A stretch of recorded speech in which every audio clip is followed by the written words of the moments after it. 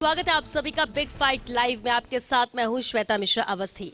लोकसभा चुनाव के मद्देनजर वित्त मंत्री निर्मला सीतारमण ने आज अंतरिम बजट पेश किया है। दूसरे कार्यकाल का ये अंतिम बजट है और अंतरिम बजट होने की वजह से बहुत ज्यादा उम्मीदें नहीं थी घोषणाओं को लेकर, क्योंकि जिस तरह से नियम है इसे लेकर भी उसकी पालना जरूर यहाँ पर की गई है। कोई लोक लुभावन योजनाएं नहीं, कोई घोषणाएं नहीं, लेकिन इतना जरूर है कि अपने भाषण में जो 57 मिनट का ये भाषण रहा है वित्त मंत्री का, उसमें उन्होंने 10 साल की उपलब्धियों को यहाँ पर गिनाया कि किस तरह से 10 साल में देश की तस्वीर और तकदीर को बदलने की यहाँ पर कोशिश की गई है और आगामी सालों के मद्देनजर भी बड़े बड़े लक्ष्य तय किए गए हैं। क्योंकि कहना भी इनका यही कि हम लक्ष्य तय करते हैं और उसे पाते हैं, उस तक पहुंचते हैं।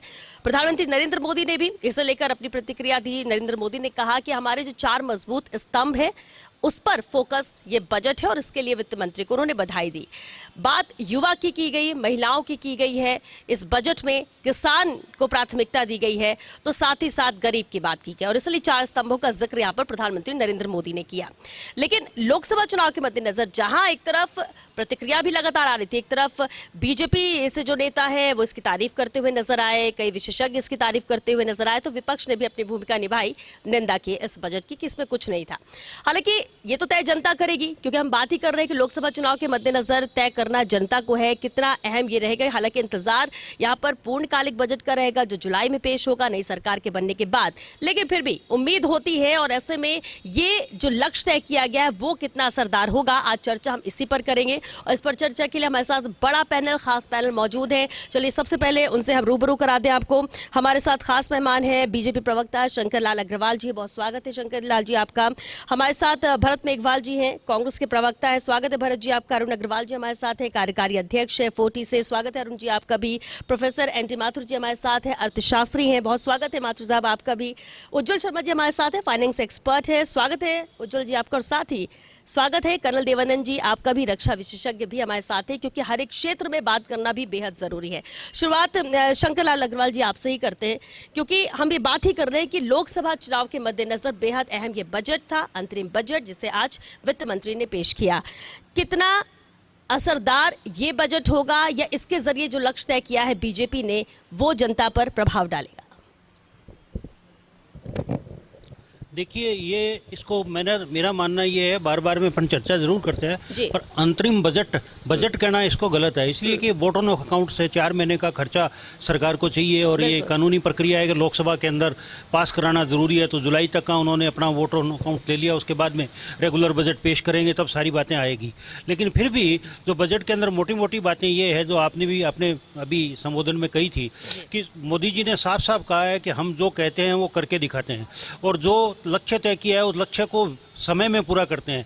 पहले क्या है, योजनाएं बन जाती थी, फिर लक्ष्य के समय में पूरा नहीं होती थी, उसका बजट बढ़ता जाता था और जो ओरिजिनल बजट 300 करोड़ किसी चीज़ का तय किया है तो वो 800-900 करोड़ रुपए पर जाकर के पूरा होता था। अभी आप ये देखें, ये सारे जो इसके अंदर आप समीक्षा करें तो उन्होंने 10 साल में क्या क्या किया है, वित्त मंत्री जी ने मोटे मोटे तौर पे ये बताने की कोशिश करी है कि ये हमारी योजनाएं, गरीब कल्याण की योजनाएं चल रही है। जैसे 80 करोड़ लोगों को अनाज देने की बात है, या मान लो उज्ज्वला योजना के अंतर्गत 10 करोड़ अभी तक जो है कनेक्शन दे चुके हैं, या 3 करोड़ मकान बन गए हैं प्रधानमंत्री आवास योजना के अंतर्गत और 2 करोड़ मकान अभी अगले सालों में बनेंगे। तो इस तरह से, और फिर ये जैसे मान लो एम्स बनाए या IIT बनाया, IIT पहले अपने 16 IIT थे जो 23 हो गए, एम्स 7 थे जो 22 हो गए, यूनिवर्सिटी 992-93 थी जो 1300 समथिंग हो गई। तो इस तरह से जो लक्ष्य तय किए हैं धीरे धीरे डेवलपमेंट की तरफ जा रहे हैं। आपने चुनाव की बात कही तो हमने चुनाव को ध्यान में रखते हुए, सरकार चाहती तो अनेकों घोषणाएं कर सकती थी, लेकिन सरकार ने इस पे बिल्कुल ध्यान नहीं दिया। उन्होंने कहा कि वोट ऑन अकाउंट है तो उनका अपना धर्म निभाया और अंतरिम बजट जो है, अंतरिम बजट को अंतरिम बजट ही रहने दिया। उन्होंने किसी तरह की घोषणा करके लोक लुभावन बजट की बात नहीं करी है। चुनाव के अंदर अपना अलग मुद्दे होते हैं, चुनाव में जाएंगे तो चुनाव के हिसाब से जो भी बात होगी हो जाएगी। दूसरा, ये बार बार में रोजगार की बात आती है। मैंने आज सारा जब देख रहा था तो रोजगार के अंदर आप ये देखिए कि पहले साल में 6 लाख करोड़ रुपया इंफ्रास्ट्रक्चर पर खर्च किया, अभी 7.5 लाख करोड़ रुपया पिछले साल में खर्च किया और अभी 11% उसमें बढ़ा करके आगे करने की बात कही है। तो ये सारा का सारा पैसा, ये जैसे मान लो आज डिफेंस की रोड्स बन रही है या ये ब्रिजेज बन रहे हैं या इंफ्रास्ट्रक्चर डेवलप हो रहा है, उसके अंदर भी तो रोजगार डेवलप हो ही रहे हैं ना। रोजगार की परिभाषा लोगों ने केवल मात्र ये मान ली है कि सरकारी नौकरी मिल जाए तो रोजगार है, नहीं तो बेकार है। ये ऐसा नहीं है। आज ईपीएफ और पीएफ का मैंने आंकड़ा देखा है तो उसके अंदर कम से कम 4 गुना ज्यादा रजिस्ट्रेशन हुआ है। तो बेरोजगार आदमी तो जाकर के कोई रजिस्ट्रेशन कराएगा नहीं, रजिस्ट्रेशन तो वही कराएगा जिसको नौकरी मिल रही है। यानी आप कह रहे हैं कि रोजगार की जब बात आती है तो गवर्नमेंट सेक्टर को ही उसमें काउंट किया जाता है, प्राइवेट सेक्टर नहीं किया जाता, और इसीलिए सवाल उठाया जाता है। Private sector is also very important sector. Private sector में नौकरी मिलना कोई कम बात थोड़ी होती है। आज प्राइवेट सेक्टर में भी हमारी स्किल्ड है जो लोग हैं वो नौकरियां मिल रही है उनको। तो इस तरह से जो बजट है वो बजट न कह करके एक प्रकार का सरकार का विजन है जो सरकार ने अपना पेश किया है, और फिर जुलाई के अंदर जब पूरा बजट आएगा उस वक्त जो भी बात आएगी सामने आ जाएगी। ठीक है, भरत मेघवाल जी, विजन सरकार ने इस अंतरिम बजट के जरिए अपना दिखा दिया है, क्या विजन है, क्या लक्ष्य है? क्योंकि ज्यादातर लंबा और बड़ा लक्ष्य रखा गया है दूरगामी सोच के साथ, ये बीजेपी कह रही है। लेकिन कांग्रेस इस बजट अंतरिम बजट की निंदा कर रही है। कांग्रेस को उम्मीद क्या थी कि ठीक है छोटा बजट होता, 3 महीने के लिए होता है, बहुत ज्यादा घोषणाएं नहीं होती, फिर भी ऐसा क्या होना चाहिए था जो कांग्रेस इसे एक्सेप्ट करती तब? देखिए, जब बजट की बात आती है तो आम आदमी उस पर निर्भर होता है और आम आदमी टकटकी लगाकर देखता है। हमने इसमें देखा 4 लोगों की बात की गई, जिसमें महिला की, युवा की, किसान की और गरीब की। लेकिन इसमें ना युवाओं के लिए कुछ था, ना शिक्षा के लिए कुछ था, ना किसानों के लिए कुछ था। आप देखिए, इसमें अभी इन्होंने बात कही कि टैक्सेशन पे मैं शुरू करता हूँ। टैक्सेशन की हमने बात करी तो न्यू स्लैब रेट में किसी तरह का कोई चेंज नहीं हुआ, ओल्ड टैक्स रेट में कोई तरह का चेंज नहीं हुआ। आज महंगाई की मार हर एक आम आदमी पर पड़ती है।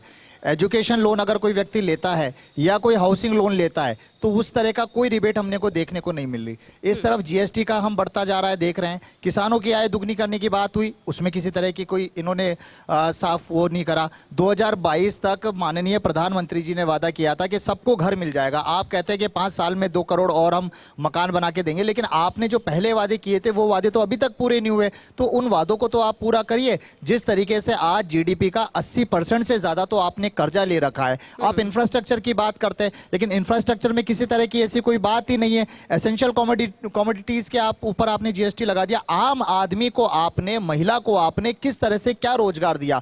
मनरेगा के ऊपर आपने कोई बात नहीं करी। मनरेगा में आप हमेशा बजट कम करते हुए हैं। शिक्षा में आपने बजट कम कर दिया। डिफेंस में आपने 3.4% आपने बढ़ाया है, लेकिन वो इतना ज्यादा है नहीं रेशो जितना बढ़ना चाहिए था। और आयुष्मान भारत, देखिए हमने सुबह भी जितनी डिबेट हुई उसमें ये बात कही कि आयुष्मान भारत के अंदर जिस तरीके से दायरा बढ़ना चाहिए था, एक मिडिल क्लास फैमिली को उस दायरे में लाना चाहिए था, उसको इग्नोर किया गया। आयुष्मान भारत में लेकिन इस बार तो स्कोप ही नहीं था ना, क्योंकि अंतरिम बजट है तो इसमें स्कोप ही नहीं था। आपने महिला आंगनबाड़ी कार्यकर्ताओं को उसमें ऐड किया ना, आपने महिला आंगनबाड़ी को उसमें ऐड किया है, तो आपको एक आम नागरिक को भी ऐड करना चाहिए था। आप बताइए, आज नौकरी की आप बात करते हैं, 8,22,291 लोगों को आपने मात्र 9 सालों में नौकरियां दी है। आपकी जीडीपी की जो आप परसेंटेज 7% ग्रोथ बता रहे हैं वो तो 2004 में थी, मनमोहन सिंह जी की सरकार में। हमने जो 0.7 ट्रिलियन हमारी इकोनॉमी थी उसको हमने $2 ट्रिलियन करके हमने दिया। सरकार का, और जब बजट में निर्मला सीतारमण संबोधित कर रही थी उन्होंने जिक्र किया कि 2014 से पहले जो सरकारें थी वो उसमें मिसमैनेजमेंट इतना ज्यादा था, चुनौती उनके लिए बड़ी थी, और इसलिए 10 साल की तस्वीर उन्होंने पेश की विकास को लेकर। बहरहाल आपका रुख करें, लेकिन क्योंकि आप जीडीपी का भी जिक्र कर रहे हैं, विकास दर की बात कर रहे हैं, मनमोहन सरकार के कार्यकाल में भी हमारे साथ एनडी माथुर जी भी हैं, अर्थशास्त्री हैं। एनडी माथुर जी, हर बार बजट पर जब हम चर्चा करते हैं तो ये बात बेहद अहम होती है, और अगर इस बार की बात करें, क्योंकि अंतरिम बजट है, इस सरकार का अंतिम बजट, इसके बाद नई सरकार बनेगी, पूर्णकालिक बजट आएगा, इसमें चांसेस बहुत कम होते हैं कि कोई बहुत बड़ी घोषणाएं या हर सेक्टर को टच कर लिया जाए। लेकिन जो लक्ष्य यहाँ पर तय किया गया है, एक एक्सपर्ट होने के नाते, अर्थशास्त्री होने के नाते, इसे आप किस तरह से मापते हैं? क्योंकि दोनों तरह की बातें आ रही हैं, सराहना भी हो रही है तो इस पर सवाल भी उठाए जा रहे हैं। देखिए, अंतरिम बजट की अपनी मर्यादाएं होती हैं, वोट ऑन अकाउंट की अपनी मर्यादाएं होती है, और सरकार ये मानकर चलती है कि अंतरिम बजट में अदाओं से काम नहीं लेना चाहिए, मर्यादाओं से काम लेना चाहिए। और इस बात की कोशिश की गई है कि मर्यादाओं से वोट लिए जाए, न कि अदाओं से वोट लिए जाए। उम्मीदें बहुत थी, लेकिन नाउम्मीदगी जरूर लोगों को हुई है, क्योंकि लोगों का ऐसा महसूस करना था कि कुछ जो तात्कालिक जो समस्याएं हैं हमारी, उन तात्कालिक समस्याओं पर ध्यान दिया जाएगा और तात्कालिक समस्याएं, महंगाई की मार जैसी समस्याएं हैं, या गृहिणियों की समस्याएं हैं, या आम आदमी की समस्याएं हैं, पेट्रोल की प्राइसेस की समस्याएं, इन पर कुछ शायद इस बजट में आ जाए। डायरेक्ट टैक्स में एग्जम्पशन लिमिट की लोगों को आस थी, ये शायद बढ़ जाए, लेकिन फिर भी इस बात का ध्यान रखा गया। संकेत अच्छे हैं, डेफिसिट को कम करने की कोशिश की गई है, पूंजीगत व्यय बढ़ाया गया है, डिफेंस हमारी एक ऐसी आवश्यकता है जिस पर हमें ध्यान देना था, तो इसलिए हमें इस पर खर्चा बढ़ाने की जरूरत थी, और मैं समझता हूँ ये भी सही कदम है। लखपति दीदी की बात महिलाओं के लिए की गई है, 2 लाख घर बनाने की बात की गई है, रूफटॉप सोलर्स की बात की गई है, या ये सबसे बड़ी इम्पॉर्टेंट बात मुझे लगती है जो India middle east Europe corridor की बात इसमें है, चाइना के BRI के जवाब में, उससे मैं समझता हूँ कि ग्लोबल स्टैंडिंग हमारी बढ़ेगी, उससे ग्लोबल हमारा जो है दायरा बढ़ेगा, और बड़ा उत्तरदायित्वपूर्ण अंतरिम बजट बनाया गया है। मैं समझता हूँ कि बॉन्ड मार्केट में और US के डॉलर के जवाब में INR की प्राइस के उछाल के रूप में बड़ा अच्छा जो है देखने को मिला है, लेकिन फिर भी बजट घाटे को और कम करने की जरूरत है। उधार हमारा बढ़ता चला जा रहा है, इस तरफ ध्यान देने की जरूरत है, क्योंकि GDP का 81% लगभग कर्ज हो गया है, तो इनकी तरफ ध्यान देने की जरूरत है। रोजगारों का सृजन जरूर होना चाहिए, अभी जो इशारा कर रहे थे मेरे साथी, हालांकि इसमें थोड़ा स्टार्टअप्स की तरफ ध्यान दिया गया है रोजगार के सृजन के लिए, और स्टार्टअप्स में टैक्स छूट जो है उसका 1 साल का समय अवधि और बढ़ा दी गई है, लेकिन फिर भी ये बहुत थोड़ा सा है, और युवाओं की जो बेरोजगारों की संख्या है, अगर इस पर ध्यान नहीं देंगे, अगर स्किल्स पर हमने काफ़ी ध्यान दिया है, लेकिन और ध्यान देने की ज़रूरत है। अगर नहीं देंगे तो आने वाले समय में युवाओं की नाराजगी बढ़ सकती है, ऐसा मेरा मानना है। जी, उज्जवल जी फाइनेंस एक्सपर्ट हैं आप, और जिस तरह से बात भी की जा रही है कि कर्ज हमारा बढ़ रहा है, लक्ष्य हमने बड़ा तय किया है, हम हर चीज़ में % बढ़ा रहे हैं, इंफ्रास्ट्रक्चर की हम बात कर रहे हैं, रक्षा क्षेत्र की बात कर ले, इनमें हम % को बढ़ा रहे हैं कि हमें और ज़्यादा विकास करना है, दूसरी तरफ कर्ज बढ़ा, इसे बैलेंस कैसे करेंगे अगर फाइनेंशियली हम बात करें तो? मैम देखो, बैलेंस के लिए आप देखो तो गवर्नमेंट ने एक बहुत अच्छा बोला है कि डी इन्वेस्टमेंट करेंगे। हमारी जितनी भी गवर्नमेंट की जो कंपनीज है, PSUs है, उन्होंने अपने उस टारगेट को जस्ट डबल कर दिया, अप्रोक्सीमेट 55,000 करोड़ रुपए उससे डी इन्वेस्टमेंट से लेकर के आएंगे। ऑल्दो जो लास्ट ईयर का इनका टारगेट था उसको अचीव नहीं कर पाए, उसको रिवाइज भी किया है 30,000 करोड़ रुपए, उसको रिवाइज। कुछ कहना चाहते हैं? डी इन्वेस्टमेंट पर मेरा एक सवाल है कि डी इन्वेस्टमेंट लगभग फैमिली सिल्वर बेचने जैसी चीज है कि हम अपने असेट्स को बेच रहे हैं, उससे पैसा ला रहे हैं, तो हम अपना असेट बेच करके घर का और फिर पैसा खड़ा करें या इकट्ठा करें, ये मैं समझता हूँ कि ये फैमिली सिल्वर सेलिंग जैसी चीज है। सर देखो, इस चीज को ऐसा भी देखा जा सकता है कि इस समय जो इंडियन इकोनॉमी ग्रो कर रही है, जो स्टॉक मार्केट जिस तरीके से इस चीज को रेस्पॉन्स कर रहा है, आज की डेट में कंपनी ही नहीं है इन्वेस्टमेंट करने के लिए। सर स्टॉक मार्केट की जिस तरीके से हाइक आ रही है, आज ये सिचुएशन है कि मेरे को जो लगता है कि हो सकता है 1-1.5 साल बाद ये म्यूचुअल फंड्स वाली कंपनियां कहेंगे भैया हम आपका पैसा नहीं लेंगे, क्योंकि हम लगाएं कहाँ पे, कोई कंपनी नहीं है उनके पास में।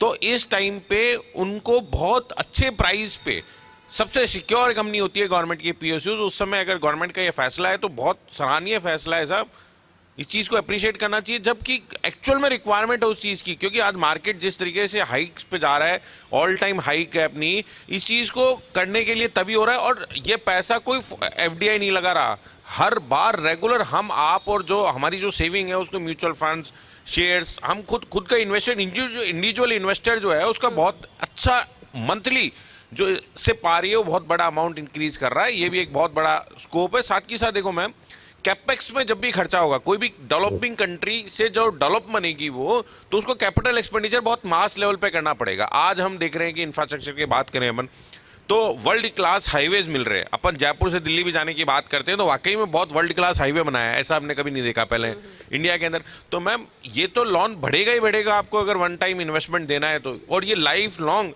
इस इकोनॉमी को ग्रो करेंगे। आज जैसे कि डेडिकेटेड फ्रेट कॉरिडोर अपने इंडिया में बना, वेस्ट ईस्टर्न जो मिडिल ईस्ट कंट्रीज के बीच में एक फ्रेट कॉरिडोर बना रहे हैं, बिकॉज जो सिप के थ्रू माल जाता था उसमें बहुत कोविड ड्यूरेशन में देखा गया कि सिप की प्राइस बहुत ज़्यादा बढ़ गई थी, तो जो एक्सपोर्टर थे उनका जो फ्रेट का खर्चा था, एक्सपेंडिचर तो बहुत मास लेवल पे इंक्रीज कर गया था, in thousands and thousands time इनकी उस चीज को कंट्रोल करने के लिए इन्होंने बहुत बेटर कदम उठाया है। कैपिटल एक्सपेंडिचर इनका बहुत अच्छे से इन्होंने डेवलप करने की कोशिश की। भाई फ्यूचर क्या है, फ्यूचर में क्या चाहिए इंडिया को, क्योंकि आने वाले टाइम पे 5 ट्रिलियन इकोनॉमी कब बन जाएगा, कोई मतलब मेरे को लगता है कि 2 साल भी नहीं लगेंगे इसको बनने में, जितनी फास्ट तरीके से यानी आप ये कह रहे इंफ्रास्ट्रक्चर। हैं कि जो डिसीजन लिया जा रहा है वो आगामी सालों के मद्देनजर या उस लिहाज से देखा जाए इसको और स्ट्रॉन्ग करने के लिए सही है। Definitely ma'am, definitely. आप ये देखो, क्लियर कट इंडिकेशन है स्टॉक मार्केट का, आप इंडिकेशन देख लीजिए। आप आज देखोगे एफडी से ज्यादा इन्वेस्टमेंट वहां जा रहा है। क्यों जा रहा है स्टॉक मार्केट में?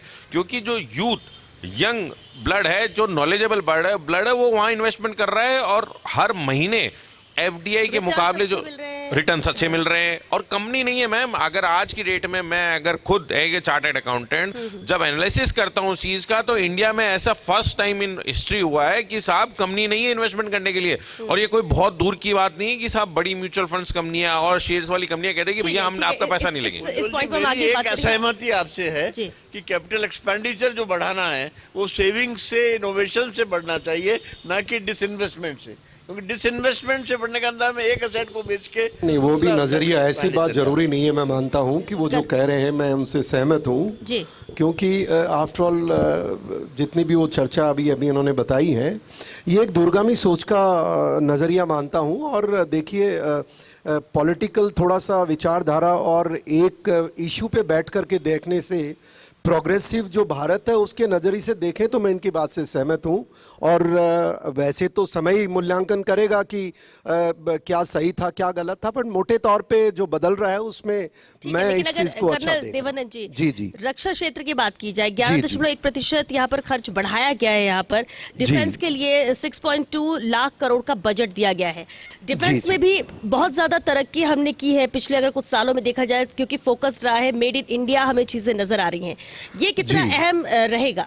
जी, सबसे पहले मैं इतना बताना चाहूँगा, देखिए जो आजकल दुनिया भर में जो जिस प्रकार से हम सुरक्षा का माहौल अगर देख रहे हैं, तो एक तरफ यूक्रेन और रशिया है, दूसरी तरफ मिडिल ईस्ट के अंदर हमने देखा है कि पैलेस्टीन और इजराइल का ऐसा युद्ध चल रहा है, रेड सी के अंदर डिस्टर्बेंस है, और चाइना सी के अंदर, और हाल ही में हमने देखा कि मालदीव और किस तरह चाइना इस तरह। तो उस चीज़ को देखते हुए और मिडिल ईस्ट जो कॉरिडोर की जो चर्चा हमारी सरकार ने की है, मैं बहुत बहुत बधाई देना चाहूँगा निर्मला सीतारमैया जी को। आज जिस तरह से उन्होंने आज इसको मुद्दे को एक अहमियतता दी है, तो मैं मानता हूँ कि ओवरऑल अगर हमारा ये देखा जाए तो बहुत एक अच्छे तरीके से हालात के मद्देनज़र, जिस प्रकार से हमारे साथी 3.5 कुछ कह रहे थे, कोई 11% कह रहा है, इमैटीरियल, फिर भी 6.2 लाख करोड़ जो बजट दिया है, और ये पिछली बार से करीब बढ़ा के दिया है, तो एक अच्छा कदम है, पहली बात। दूसरी बात देखिए, इसके अंदर जिस प्रकार से ये ओनली पैसे का मामला नहीं है, दूसरा जो डीप टेक्नोलॉजी की जो बात की है हमारे फाइनेंस मिनिस्टर महोदया ने, उसके अंदर जिस प्रकार से इन्होंने बताया, मैं मानता हूँ कि वो भी देखिए बायोटेक है, आर्टिफिशियल इंटेलिजेंस है, क्वांटम टेक्नोलॉजी है, ग्रीन एनर्जी है, जिस प्रकार से सारे इन मुद्दों को लेकर के सुरक्षा से जोड़ करके इसकी चर्चा की और इस पे ध्यान दिया जा रहा है, ये एक बहुत अच्छा कदम है। और देखिए, निजीकरण पे जिस प्रकार से भारत सरकार पिछले कई वर्षों से जोर दे रही है, और ये एक इसको इस बजट में उन्होंने बहुत स्पेस दी है, ये भी एक हमारे लिए इसीलिए अच्छा नहीं है कि कुछ रोजगार देश में मिलेंगे या कुछ पैसा कुछ लाख करोड़ देश में बचेगा। हमारे देश की जो सुरक्षा का जब हम खुद निजीकरण करते हैं, तो हमें समझना पड़ेगा कि जब युद्ध के दौर में हमें कोई देश ब्लैकमेल नहीं कर सकता, कोई हमें धोखे हमारा साथ दे ना दे, हम आत्मनिर्भर हैं इस काम करने में। और देखिए, सबसे बड़ी एक और बात है आत्मनिर्भरता की, और जो जिस प्रकार से पिछले कुछ एक वर्षों में हमारे डिफेंस से रिलेटेड प्रोडक्शन हो रहा है, मैं कहीं पढ़ रहा था करीब 1 लाख करोड़ 2023 के अंदर हमारा आत्मनिर्भर देश के अंदर ऐसे चीज़ें बनाई, निर्माण किया गया और उनको हमने एक्सपोर्ट किया है। और एक और देश को इस चीज़ पे खुशी होनी चाहिए, मैं हमारी सरकार को, जो केंद्र सरकार है, बहुत बधाई देना चाहूँगा कि देखिए जो ग्लोबल फायर पावर इंडेक्स होती है हर दुनिया के अंदर, उसके अंदर हमारा चौथा नंबर है। और इसके साथ साथ एक और बड़ी बात देखी कि जहाँ तक सेना का ताल्लुक है, सेना एक बहुत बड़ा हमारा करीब 50 लाख के आसपास सैनिक हैं, आधे रिटायर्ड हैं, आधे नौकरी में हैं, तो उनका जो खर्चा आता है उसके अंदर भी सरकार ने बढ़ोतरी की है, मैं मानता हूं, जो एक अच्छा संकेत है और वो उनके एस्पिरेशंस का ध्यान रख रही है। और जो जिस प्रकार से देखिए बहुत सारे हम चर्चाएं सुनते हैं कि सरकार भारत के सेनाएं ऐसा मांग रही है, इस बार मुझे पहली बार मैं जितना इस बजट को पढ़ पाया एक सैनिक होने के नाते, मैंने देखा करीब 10,000 से ज़्यादा करोड़ रुपए आवंटित एक्स्ट्रा किए गए हैं इक्विपमेंट खरीदने के लिए। और यही एक बहुत अच्छी बात है कि आमतौर पे हम समझते हैं कि भारतीय सेना जो थल सेना है, आर्मी के बजट पेंशन के लिए ज़्यादा होती है, पर मैं बधाई देना चाहूँगा सरकार को और हमारे रणनीतिकार को, जो भी सेना के शीर्ष अधिकारी हैं जो अपनी मांग रखते हैं कि देखिए एयरफोर्स का बजट जो प्रोक्योरमेंट का सबसे ज़्यादा करीब 74,000 करोड़ रुपए, इसी तरह फिर नेवी और उसी तरह आर्मी, तो जो एक तरह रियलिटी यानी आप ये कहना चाह रहे कर्नल देवानंद जी कि इसकी जरूरत तो काफी पहले से महसूस की जाती थी, लेकिन महसूस थी, धीरे धीरे करके इसकी प्रायोरिटी को समझा गया, प्रायोरिटी पे लिया गया और उस पर फोकस किया गया। और देखिए ये जो इंटरनेशनल जिस तरह की चीजें हैं, जब तक देश सुरक्षित, अब देखिए ना, जैसे मैंने बताया दुनिया में किस तरह का कोहराम मचा हुआ है, और भारत सरकार ने, जैसे अभी कुछ विद्वानों ने बताया कि इंटरिम बजट है, तो इंटरिम बजट इससे ज्यादा मैं मानता हूं सेना और सुरक्षा के लिए बहुत अच्छा किया है। और मैं बाकी भी बजट की जो चर्चा देख रहा था, कुछ हमारे साथी चर्चा कर रहे हैं, गृहिणी, गैस का सिलेंडर, और बहुत सारे चर्चा भी कर सकते हैं, क्योंकि देखिए पॉलिटिकली करना बड़ा आसान है, चलिए ठीक है, पर देश को आज जरूरत जो थी, मैं मानता हूं वो एक सही कदम है। जहां बहुत ज्यादा स्कोप ना हो उसके बावजूद भी अगर रक्षा क्षेत्र में ये बड़ा लक्ष्य तय किया जा रहा है तो ये सराहनीय है। लेकिन हाँ बिल्कुल वापस आपका रुख करेंगे, लेकिन रुख करना चाहूंगी मैं अरुण अग्रवाल जी आपका, क्योंकि जब हम इंफ्रास्ट्रक्चर की बात करते हैं, एक बड़ा बजट उसके लिए देखते हैं, तो उद्योग और उद्योगपति जिनकी उम्मीदें बहुत ज्यादा होती हैं, बहुत ज्यादा कुछ नहीं भी कर सकते, लेकिन ऐसे में भी कॉर्पोरेट टैक्स यहाँ पर घटाया गया है 22%। आज जो इंटरिम बजट पेश किया गया उसे उद्योगपति किस नजरिए से देख रहे हैं? देखिए ये बजट नहीं है, लेखानुदान है, क्योंकि सबको मालूम है अप्रैल मई में चुनाव होने जा रहे हैं देश की सबसे बड़ी पंचायत के। ऐसे में ये लेखानुदान, जैसा मेरे अभी शंकर लाल जी बोल रहे थे, उज्जवल जी बोल रहे थे, ये लेखानुदान पारित किया गया है, तो पूर्ण बजट जुलाई में आएगा। हमारे 40 की तरफ से हमने काफ़ी सजेशन दिए हैं, वो सजेशन हमेशा माने भी जाते हैं और हमको उम्मीद है कि जुलाई में जो पूर्ण बजट आएगा उसमें हमारे सजेशन। लेकिन मैं एक बात करना चाहूँगा, 2019 में माननीय पीयूष जी गोयल ने अंतरिम बजट पेश किया था, उसमें उन्होंने इनकम टैक्स की लिमिट को 2.5 लाख से बढ़ाकर 5 लाख छूट किया था। लेकिन वही अंतरिम बजट दोबारा 2024 में माननीय निर्मला सीतारमण जी द्वारा किया गया, किंतु हमारी मांग थी कि जो आम जनता है, आम नागरिक, व्यापारी है, उद्योगपति है, उसको 5 लाख से 10 लाख बढ़ा के कर देना चाहिए, उनको उन्होंने टच नहीं किया।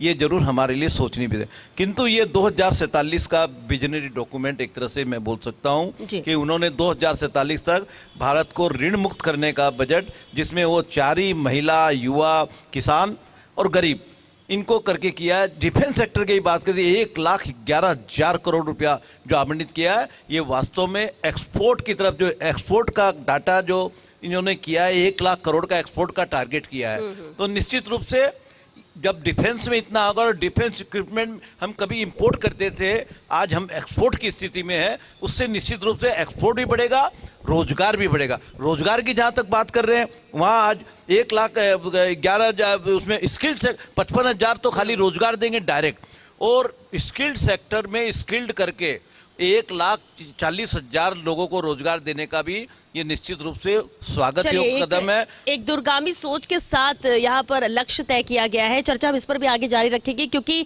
इंतरिम बजट है लेकिन उम्मीद फिर भी होती है।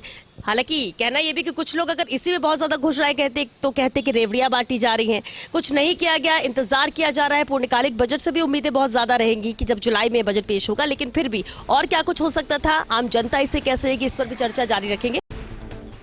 ब्रेक के बाद एक बार फिर आप सभी का बहुत स्वागत है। चर्चा लगातार जारी है बजट पर, लेकिन चलिए रुख करते हैं मेहमानों का। शंकर जी, अब देखिए ये तो एक पहलू हो गया कि हम बात कर रहे हैं कि क्योंकि ये अंतरिम बजट है, हम इसमें बहुत कुछ ज़्यादा दे नहीं सकते और इसलिए ज़्यादा घोषणाएं नहीं की गई हैं। लेकिन आमतौर पर देखा जाता है चुनावी साल में जब बजट आता है तो वो लोक लुभावन कहलाता है। भले हम कितना वक्त हमें मिलता है, हम क्या कुछ कर सकते नहीं, लेकिन वहाँ पर आपकी मंशा क्लियर होती है।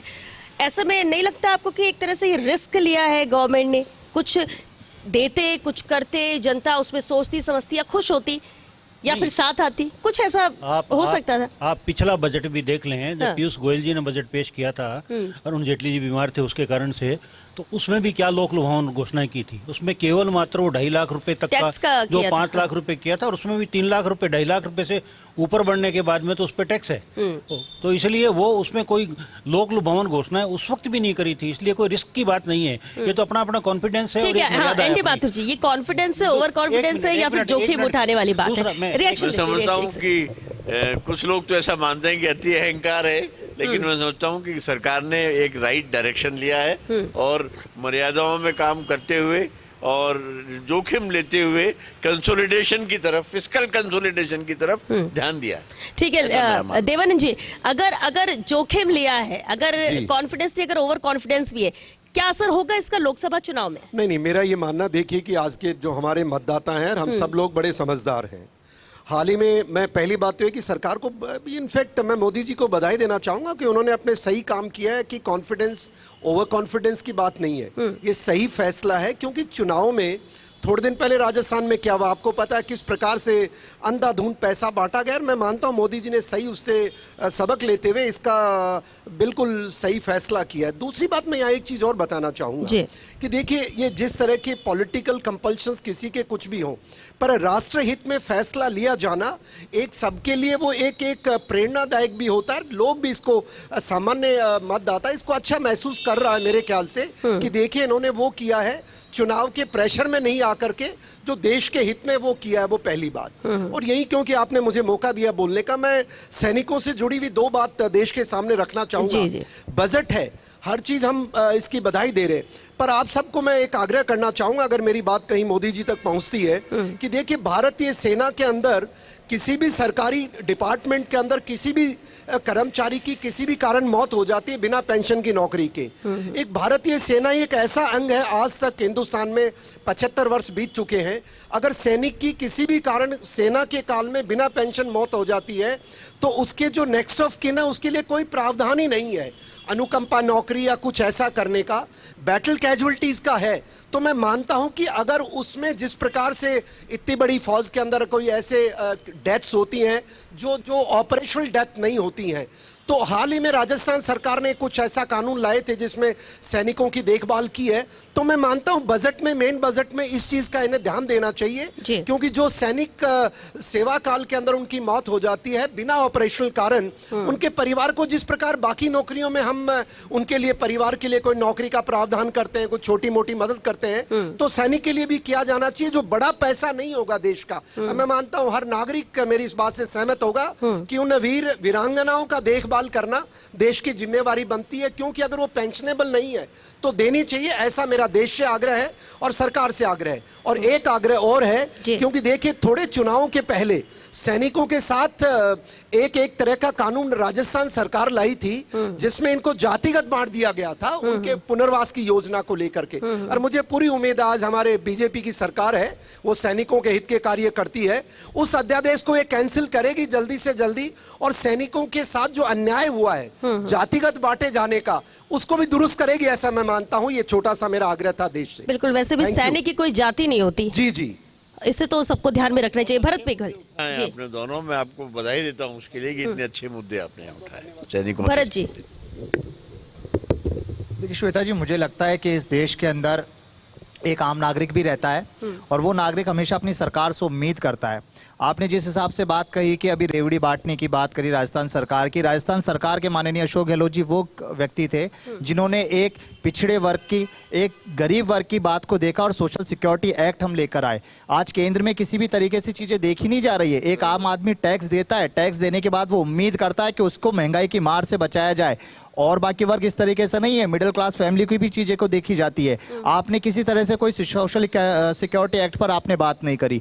किसानों के ऊपर हम बात करते हैं, 3 काले कानून लेकर आए, 3 काले कानून को आपने वापस लिया। उसके बाद आपने कुछ भी ऐसा एमएसपी के ऊपर बात नहीं करी जिसकी वजह से किसानों के ऊपर किसी तरह का कोई फायदा मिल पाए। उसके बाद अभी मैं सुन रहा था जिस तरीके से शेयर मार्केट के भी बारे में, आज मात्र 15% लोग हैं देश में जो शेयर मार्केट में इन्वेस्ट करते हैं, मात्र 15% लोग, उससे ज़्यादा नहीं है। आपने अभी बात कही कि देश के अंदर बहुत बढ़िया विकास हो रहा है। 80 करोड़ लोगों को अगर आज भी आप मुफ्त में राशन दे रहे हैं तो क्या आप ये मानते हैं कि ये देश अग्रसर इस तरीके से हो रहा है? आपने कहा 80 करोड़ लोगों को हम आज भी राशन देंगे, तो आप उनके अंदर स्किल डेवलपमेंट कीजिए, लेकिन स्किल डेवलपमेंट के लिए आपने कुछ नहीं किया। आपने कहा नर्सिंग, आपने कहा कॉलेजेस बनाए जाएंगे। लास्ट बजट में आपने 117 नर्सिंग कॉलेजेस की बात की थी, आपने आज तक एक नहीं बनाया। आज हमारी कैपिटल आप देखिए, जो डॉलर के मुकाबले आज हमारा रुपया 82 रुपए पहुंच गया, जहां कांग्रेस के राज में 60 रुपए था। क्रूड ऑयल की अगर बात की जाए तो क्रूड ऑयल आज वैश्विक बाजार में कम हो चुका, उसके बावजूद भी जो आम जनता है, जो गरीब जनता है, उसको आज भी 107-110 रुपए में खरीदना पड़ता है। राजस्थान की सरकार ने आम आदमी को आर्थिक रूप से संबल प्रदान करने का काम किया है। देखिए आप 1 मिनट सुन लें कि जो आप ये जो लोक लुभावन, पहले तो आपने मुझसे पूछा था कि लोक लुभावन बजट क्यों नहीं दिया जा सकता। ये आपने ये देखा होगा कि पिछला बजट अशोक गहलोत जी ने यहाँ राज्य में पेश किया, उसमें कोई चीज़ ऐसी छोड़ी नहीं जो सबको नहीं दी हो। और उसके अलावा साल भर तक रेवड़ियाँ बांटते रहे, खूब मोबाइल बांटे, खूब वो फूड किट बांटे, ये सब कुछ बांटे, पर उसका परिणाम क्या हुआ? तो इसलिए इन चीज़ों से बजट वोट नहीं मिलता है कभी भी। जनता को जनता के जरूरत वाली भी बात होती है। मैं वही तो बात कर रहा हूँ। हर चीज फ्री वोकट में देंगे वो रेवड़िया कहलाएगी। मैं वही बात कर रहा हूँ। जरूरत और दी जा सकती है वो मंशा कहलाएगी। शंकर जी मैं वही बात कर रहा हूँ आपको। अभी जैसे आपने कहा ना कि 80 करोड़ लोगों को अनाज दिया जा रहा है, क्या इसका मतलब ये सक्षम नहीं है या ये नहीं है? जो तो कांग्रेस से 80 करोड़ लोगों को जो अनाज दिया जा रहा है वो कोई ये अनाज नहीं है। आज जैसे मान लो किसान को 6,000 रुपए साल का वो देते हैं अपन सम्मान निधि। आपने 12,000 का कहा था ना किसान सम्मान निधि योजना में, मोदी जी की गारंटी थी, क्या हुआ उस गारंटी का? इसमें देना चाहिए था ना आपको। आपने किसान की बात करी, महिला की बात करी, युवा की बात करी, किसान के लिए ऐसा क्या किया आपने, इसमें बता दीजिए आप। नहीं तो मैं तो कब कह रहा हूँ कि किसान क्या किया? भारतीय जनता पार्टी ने क्या बजट में दिया किसान को? एक चीज बता दीजिए। आपने 14.5 लाख करोड़ राइट ऑफ किए कॉर्पोरेट के, आप किसानों के करते ना, करते आर्थिक संभाल। अगर कॉर्पोरेट वर्ल्ड के आप माफ करेंगे, ये तो क्या है? एक मिनट में एक चीज और कहना, एमएसएमई, अभी आपने बात करी कि एमएसएमई में 22.5% कॉर्पोरेट टैक्स है। आज इस देश के अंदर ज्यादातर पार्टनरशिप फर्म है, उनके ऊपर 30% लगता है आज भी। मैं कुछ कहना चाहूंगा। शायद मेरे मित्र कांग्रेस के उनको जानकारी नहीं है कि 22% जो टैक्स किया है उसका कारण ये नहीं है कि भाई हमारी पार्टनरशिप फर्म है या कंपनी है। 2016 के बाद सुन ले मेरी बात, आप बीच में मत बोलें, फिर बार-बार में बोलते रहेंगे तो फिर 400 करोड़ तक जिनका टर्नओवर कर रहे हैं तो उनका जवाब भी सुने, उनका जवाब भी सुने। भरत जी एक बात मिनट तो करने दो ना, फिर आप अपनी बात 30 सेकंड में आप बात पूरी कीजिए, दूसरा गेस करो तो करिए। इसलिए कि 22% जो किया है उसके पीछे ये भावना नहीं है। दिन में कांग्रेस के जो लोग कह रहे थे कि 22% टैक्स करके केवल अडानी अंबानी को फायदा देने के लिए किया है, ये बहुत छोटी बचकानी बातें हैं। आज 22% जो टैक्स किया है उसका क्या इंटरनेशनल लेवल पे हमारी कंपनियां कॉम्पीट कर सके, और वहां पर कॉर्पोरेट टैक्स कम है। हमने तो धीरे धीरे ग्रेजुअली 30% से लेकर 22%। वाकई में क्या कॉर्पोरेट टैक्स कम किया गया है जो कहा जा रहा है कि 22% घटाया गया? फर्म के लिए कितना है आज? देखो कॉर्पोरेट टैक्स जो पहले था वो ही रहा है। देखो तो फिर ये 22 बार ये बात क्यों आ रही है कि 22% घटा? Ma'am lowest in the world है। जो 15% की स्लैब है वो लोएस्ट इन द वर्ल्ड है। आप नई कंपनी जो नया मैन्युफैक्चरिंग यूनिट ला रहे हो उसको 15% की रेट से आप टैक्स ले रहे हो, तो अल्टीमेटली जो कैपिटल उनकी बिल्ट हो रही है उससे, हाँ ये मैं जरूर मानता हूं कि साहब पार्टनरशिप फर्म को 30% टैक्स लग रहा है, उस पर सरकार को सोचना चाहिए। हाँ एलएलपी पे 30% टैक्स लग रहा है, उसको सोचना चाहिए। और ये जो 15% और 22.5% की जो बात है ये कंपनीज के केस पे मैं सरकार को मेरे इस चैनल के माध्यम से कहना चाहूंगा कि सभी के लिए इक्वल कर दी जाए। लेकिन अभी प्रॉब्लम क्या है साहब, देखो सरकार का जो विजन है, जो मोदी जी का विजन है कि साहब वो ऑर्गेनाइज करना चाहते हैं चीजों। अभी जो ऑर्गेनाइज सेक्टर है वो प्राइवेट लिमिटेड कंपनी इनकॉर्पोरेट करता है, वहां सम अदर रिस्ट्रिक्शंस भी है जो पार्टनरशिप फर्म पर नहीं लगती। इसलिए जो मोर ऑर्गेनाइज सेक्टर कहलाएगा वो कहलाएगा साहब कंपनी। पार्टनरशिप फॉर्म में कुछ रिस्ट्रिक्शंस नहीं है, कुछ लॉ की रिस्ट्रिक्शंस नहीं है, जिसकी वजह से मिसमैनेजमेंट हो सकता है, लेकिन कंपनी के केस में मिसमैनेजमेंट नहीं हो सकता, इसलिए वहां टैक्स रेट उन्होंने रिड्यूस की है। फ्यूचर जो विजन है मैम, जो भी कुछ बनता है इंडिया के अंदर इंफ्रास्ट्रक्चर, जो बिजनेस करने का मॉडल है साहब, इंडिविजुअल प्रोप्राइटरशिप बनती है, पार्टनरशिप बनती है, कंपनी बनती है। सबसे बेस्ट रूप होता है कंपनी का, जो फ्यूचर ग्रो करेगा। आज की डेट में जितने भी स्टार्टअप्स आए हैं वो सब कंपनी के रूप में आते हैं, प्राइवेट लिमिटेड कंपनी के रूप में आते हैं। उसके पीछे रीजन यही है कि साहब रेगुलेटरी फॉर्म में रहो, रेगुलेटरी फॉर्म में आपकी ग्रोथ अच्छी होगी। और एमएसएमई की बात करें तो साहब हाँ, मेजरली एमएसएमई पार्टनरशिप फर्म्स एलएलपीज के रूप में होती है, प्रोप्राइटरशिप फर्म्स में होती है। हाँ, उनको बेनिफिट दिया जाना चाहिए, लेकिन इंडिविजुअल के केस में क्या होता है मैम, स्लैब है, टैक्स स्लैब का बेनिफिट मिलता है, तो ओवरऑल 22.5% के आसपास की टैक्स रेट आपकी आ जाती है। लेकिन हाँ, पार्टनरशिप फर्म के केस में 30% की टैक्स रेट आ रही है, जिसके लिए सरकार को सोचना चाहिए कि भाई पार्टनरशिप फर्म और LLP, individual partnership firm, LLP और कंपनी, इन तीनों को एक कॉमन पार्लेंस में लेकर के आए। मेरे हिसाब से एक बहुत अच्छा फैसला गवर्नमेंट के पास होना चाहिए, इसके बारे में जरूर सोचना चाहिए। मैं भी इस बात को एक्सपेक्ट कर रहा था। एक अहम सवाल है, देखिए जब हम अभी भी जिक्र हुआ इस बजट में भी इंफ्रास्ट्रक्चर को लेकर, इंफ्रास्ट्रक्चर को यहाँ पर मजबूत करना है, उसके लिए भी एक अलग सा बजट है। और जब हम विकास की बात करते हैं तो उसमें इंफ्रास्ट्रक्चर जितना स्ट्रांग होगा, उससे दो पॉइंट ऑफ व्यू अगर हम रोजगार को लेकर रखें तो वो भी मजबूत होता है। किसी क्षेत्र का विकास करना और वहां पर कोई उद्योग लगता है तो लोगों को रोजगार, बहुत सारी चीजें हैं जो दूसरे लोगों के लिए रास्ते भी खुलते हैं। आप इस लिहाज से देखें तो पूरे देश की बात कर लिया, खासतौर से राजस्थान की भी अगर बात कर लें तो उम्मीद कितनी ज्यादा की जानी चाहिए कि सिर्फ बात तो की जाती है, इंफ्रास्ट्रक्चर किस तरह का इंफ्रास्ट्रक्चर हो जो जिससे दूसरों को भी फायदा मिल सके? देखिए, इंफ्रास्ट्रक्चर अभी मैं बोल भी रहा था, चाहे वो डिफेंस सेक्टर हो, चाहे अपने रोड डेवलपमेंट हो। आज अपने बजट एलोकेशन देखे हैं, उसमें 3 गुना बजट खाली डिफेंस को दिया गया, 6 लाख करोड़ रुपए। उसके अलावा सब में 2 लाख 1 लाख मैं भी स्टडी कर रहा था। तो इंफ्रास्ट्रक्चर में भी जो 11% की बढ़ोतरी हुई है, निश्चित रूप से रोजगारमुखी है। हर क्षेत्र में रोजगार होगा, डिफेंस में भी रोजगार मिलेगा लोगों को, कि छोटे छोटे इक्विपमेंट बनेंगे, यहाँ से एक्सपोर्ट होंगे, एक्सपोर्ट बढ़ेगा तो निश्चित रूप से होगा। लेकिन फिर मैं दूसरी तरफ ले जाना चाहूँगा जीएसटी की बात। जीएसटी आज अपना 1.71 लाख करोड़ रुपया जनवरी महीने में कलेक्शन हुआ है। एवरेज पूरे साल का मैं बोल सकता हूँ 1.60 लाख करोड़ रुपया हो रहा है। ऐसे में जीएसटी की जो मूल भावना थी, वन नेशन वन टैक्स, आज पेट्रोल डीजल का कर सकते थे, पूरे देश को एक में ला सकते थे। आज सरकार सब स्टेटों में या देश में एक ही पार्टी की है, मैं कोई पार्टी का नाम नहीं लेकर बोल रहा हूँ। तो ऐसे में इनको अब डिसीजन, थोड़े कड़े डिसीजन लेने पड़ेंगे, जिससे एक बिजली की बात करूंगा, राजस्थान के परिप्रेक्ष्य में जैसा आपने कहा, राजस्थान में हाईएस्ट तीसरे चौथे नंबर पर बिजली की दरें। और एमएसएमई की जहां बात चल रही थी, एमएसएमई रीढ़ की हड्डी होती है पूरे देश की, व्यापार की, उद्योग की। जीडीपी का करीब करीब 50% रेशियो एमएसएमई से ही आता है। ऐसे में एमएसएमई को हम ये आशा कर रहे थे इस बजट में कि एमएसएमई के लिए कोई स्पेशल स्कीम, कोई स्पेशल कोई सब्सिडी, कुछ जैसे परचेजिंग के लिए अभी मैं टेंडर होते हैं एमएसएमई में, उसमें प्रोविजन तो कर रखे हैं कि जो स्टेट का परचेजिंग होगा, पब्लिक सेक्टर अंडरटेकिंग द्वारा परचेज होगा, लेकिन वो बाहर के स्टेट के आके ले जाते हैं। ऐसे उनको बाउंडेशन करना पड़ेगा और पेमेंट भी उनको 15 दिन का प्रावधान है, लेकिन पेमेंट कोई 2 एमएसएमई तो गवर्नमेंट की प्रायोरिटी में होता है, प्रायोरिटी में होता है, लेकिन फिर भी लागू नहीं होता, लोन दिया जा सके, उसको और बढ़ावा मिल सके, लेकिन फिर भी न तो उनको क्रेडिट मिलता है, बैंक वाले उनको जल्दी से इजी बिना कोलेट्रल के, जितनी बात 2 करोड़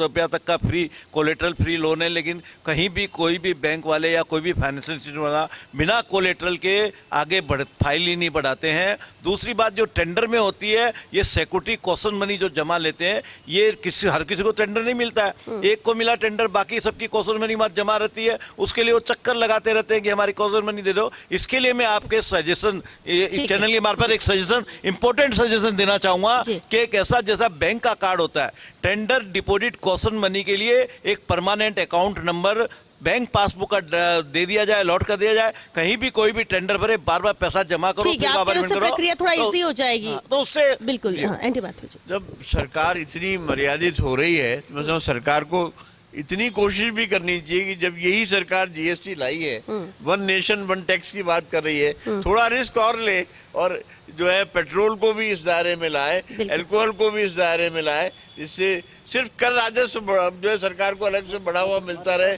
इसलिए उसमें लेकिन कर्नल देवानंद जी, बिल्कुल यही सवाल मेरा आपसे था। पेट्रोल डीजल को लेकर जो बात की गई, जब ये भी ठीक है कि जब सब रिस्क, क्योंकि सबसे ज्यादा जो मार है वो पेट्रोल डीजल की पड़ रही है।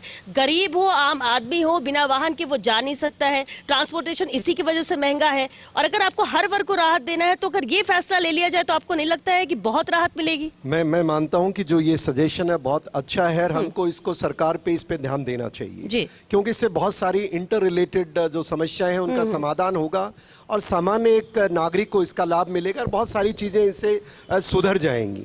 इसके साथ साथ अभी मेरे से पहले हमारे एक विद्वान साथी बता रहे थे, कुछ जॉब्स की चर्चा कर रहे थे। मैं एक चीज बताना चाहूंगा कि देखिए आज के दिन हमारा देश 85 कंट्रीज को पिछले साल डिफेंस इक्विपमेंट एक्सपोर्ट कर रहा है और वो देखिए 2016 से लेकर के और अभी 2024 तक करीब 10 गुना वो बढ़ा है और 2023 में 1 लाख करोड़ रुपए का उसमें उन्होंने उत्पादन करके निर्यात किया है।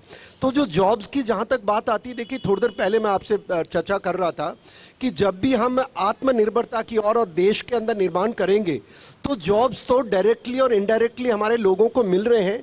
और जहाँ तक इंफ्रास्ट्रक्चर की बात हमने कही, देखिए कि जिस प्रकार से अभी अमेरिका के जो एरोस्पेस एक कंपनी है और वो जो एडवांस ट्रेनर एयरक्राफ्ट, अमेरिकन ने कभी किसी के साथ समझौता नहीं किया, पर शायद हमारा पहला देश है जिसके साथ वो HAL के साथ मिल करके वो निर्माण करने का समझौता हुआ है। उससे फायदा अंदर होगा। देखिए एक बात और बता रहे थे कि भाई डिफेंस का जो इंफ्रास्ट्रक्चर है ये हमारे देश के इकोनॉमिक ग्रोथ का भी इंफ्रास्ट्रक्चर है। जैसे अब जो सड़कें हैं, मैं आपको बता सकता हूं एक सैनिक होने के नाते और अब जिस प्रकार से मैं इन चीज़ों को समझता हूं, आज से कुछ वर्षों पहले तक बॉर्डर एरियाज़ के अंदर, मैं कश्मीर से लेकर के अरुणाचल से लेकर के राजस्थान बॉर्डर एरिया पूरा जीवन मेरा व्यतीत किया है, तो पहले हम देखते थे करीब 10 से 15 किलोमीटर तक सड़कों का निर्माण ये कह करके हमें बताया जाता था। अब देखिए वो चीज़ें डिबेट की बात नहीं है कि भाई दुश्मन हमारे इलाके में आ जाएगा इसलिए हम यहाँ निर्माण नहीं कर रहे, वो एक नेगेटिव मानसिकता थी। आज जिस प्रकार से बिल्कुल बॉर्डर के ऊपर, जीरो लाइन के ऊपर हमारी सड़कें पहुंच गई हैं, वहां पर हमारी टनल्स बन गई हैं, वहां पर हर ये बात तो है कि सड़कों का जाल जो पूरे देश में है वो सराहनीय है, ये सुरक्षा के लिए सराहनीय है। देखिए बिल्कुल उस लिहाज से, और दूसरा एक और ये उन नागरिकों के लिए भी सराहनीय है जो बॉर्डर एरिया में रहते हैं, उनका मनोबल बढ़ा है कि देश हमारे साथ खड़ा है। Thank you. ठीक है, लेकिन हाँ उज्जवल जी, एक सवाल जरूर था, शेयर मार्केट को लेकर भी बात कर रहे थे और अभी जिक्र भी किया भरत जी ने कि तो 15% आबादी है, पैसा है नहीं, रोजगार मिल नहीं रहा है और युवा ज्यादातर इस आ रहे हैं क्योंकि वो पैसे से पैसा बने और जहां इंटरेस्ट ज्यादा हो वो कोशिश करते हैं उसमें जाए। यही वजह है कि शेयर मार्केट में इनका झुकाव ज्यादा हो रहा है। आप इसे किस तरह देखिए, आपको लगता है कि इस लिहाज से भी इस पर बात की जानी चाहिए? क्यों युवा जा रहा है इसमें? क्यों FD पर उतना लोग भरोसा नहीं कर रहे हैं? क्यों पैसा इन्वेस्ट करना चाहते हैं उसमें? देखो ऐसा है मैम, अगर युवा को रोजगार नहीं था तो पैसा कहां से लग रहा है? हर महीने पैसा लग रहा है मैम, हर महीने पैसा आ रहा है और हर महीने अच्छा पैसा लग रहा है। हाँ ये जरूर मानता हूं कि गवर्नमेंट नए रोजगार डेवलप करेगी, नए MSME को प्रमोट करे, नई इंडस्ट्री डेवलप करे, बहुत एडवांस इंडस्ट्री पॉलिसी लाए, मतलब फैक्ट्रीज पॉलिसी लाए। जो प्रॉब्लम है, जैसे आज अभी पेट्रोल डीजल की बात करी, हाँ GST पेट्रोल डीजल में आ जाता है तो एक बहुत बड़ा बेनिफिट ये मिलेगा, क्रेडिट मिलने लग जाएगी। आज अल्टरनेट फ्यूल, आज कोयले पे, राजस्थान में कोयले पे जो पाबंदी आ रही है, कोयले पे पाबंदी आ रही है, क्यों आज भी यहाँ पे निकाला था कि पोल्यूशन बोर्ड की रिस्ट्रिक्शन है कि साहब कोयले से मोर पोल्यूशन होता है। कोयला क्यों बिजनेसमैन काम में लेता है? क्योंकि उस पर GST लगता है, उसकी क्रेडिट मिलती है। अभी पेट्रोल डीजल आ जाए तो पेट्रोल डीजल की भी क्रेडिट मिलने लग जाएगी, तो उससे कॉस्ट उसकी रिड्यूस हो जाएगी। और ऐसे ही बहुत सारे अल्टरनेट फ्यूल का काम आज इंडस्ट्री में लिया जा रहा है मैम, उसका सबसे बड़ा फायदा यही होगा कि प्रॉफिट मार्जिन बढ़ेगा, मोर इन्वेस्टमेंट बढ़ेगा। एक लास्ट कमेंट, क्योंकि उम्मीदें सरकार से पेट्रोल डीजल भी है, कुछ और अहम फैसले जो उम्मीद पूरा देश करता है और उसके लिए सत्ता पक्ष या विपक्ष सब साथ आएंगे। पेट्रोल डीजल के बारे में जो बातें करी है ना, वो बिल्कुल भिन्न है। वो इसलिए है कि जो संघीय ढांचा बना हुआ है उसके अंदर वित्तीय कर लगाने का काम स्टेट गवर्नमेंट का है और इसलिए GST काउंसिल बनी हुई है, उसके अंदर सब जिन बातों पर सहमति हो गई उन बातों पर ही केंद्र सरकार सरकार टैक्स लगा सकती है।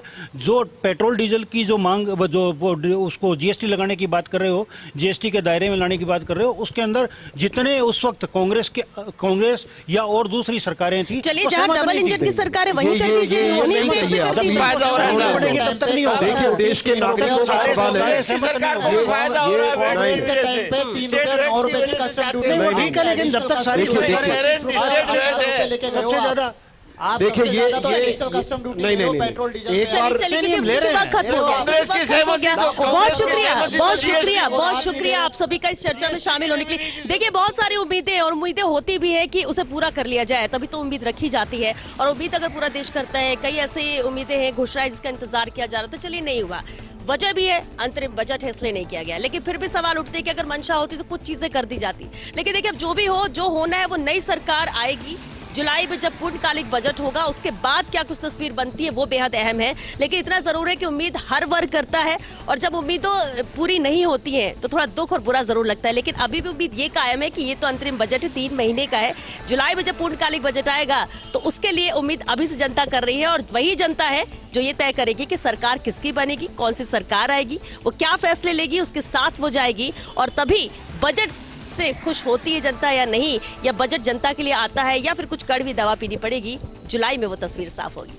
फिलहाल दीजिए इजाजत, नमस्कार।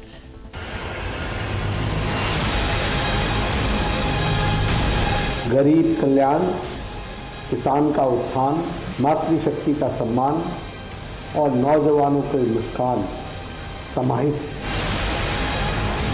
गरीबों के लिए, लोअर मिडिल क्लास के लिए और मिडिल क्लास के लिए भी कुछ भी उन्होंने नहीं दिया।